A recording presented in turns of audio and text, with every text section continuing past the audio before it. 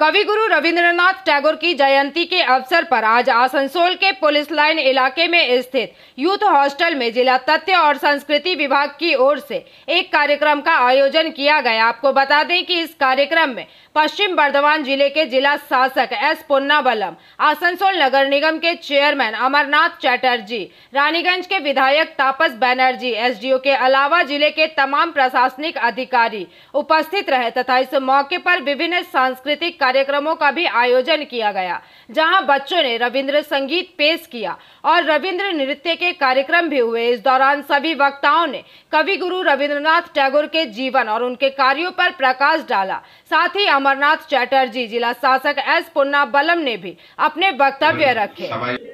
कवि गुरु सम्बन्धे हमारे आलादा करे नतून करे बोलार किछु नेই। উনি উনার টাইম থেকে অনেক আগে চিন্তা ভাবনা করেছেন। উনি উনার টাইমে যে টাইমে উনি জন্ম হয়েছেন, যে সোসাইটিতে উনি বড় হয়েছেন,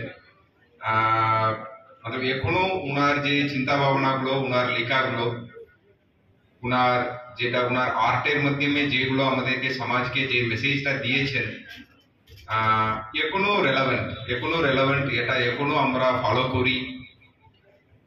এখনো আমাদের ইন্ডিয়া আর বাংলাদেশ দুটো দেশও উনাদের কবিকে ন্যাশনাল আন্তম হিসাবে অ্যাডাপ্ট করেছে। এটা থেকে বড় সম্মান, এই সম্মানটা কোনো পোয়েটকে বিশ্বে নেই, যেটা দুটো কান্ট্রি যেটা ন্যাশনাল আন্তমকে অ্যাডাপ্ট করেছে। আর আমার স্টেট সং যেটা আছে ওটাও উনার লেখা।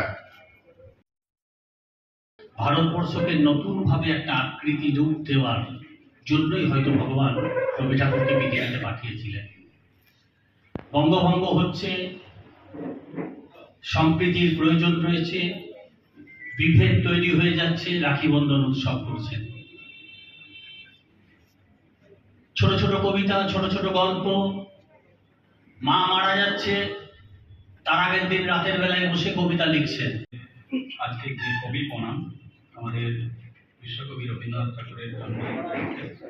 আজ এই অনুষ্ঠানে মাননীয় জেলা শাসক মহাশয় আছেন, মাননীয় অতিরিক্ত জেলা শাসক উন্নয়ন মহাশয় আছেন, প্রজেক্ট ডিরেক্টর ডিআরডিসি স্যার আছেন এবং আমাদের বিভিন্ন আমাদের ডিআইসিও সাহেব, নতুন ডিআইসিও সাহেব যিনি জয়েন করেছেন, ডিআইসিও ইনচার্জ আছেন।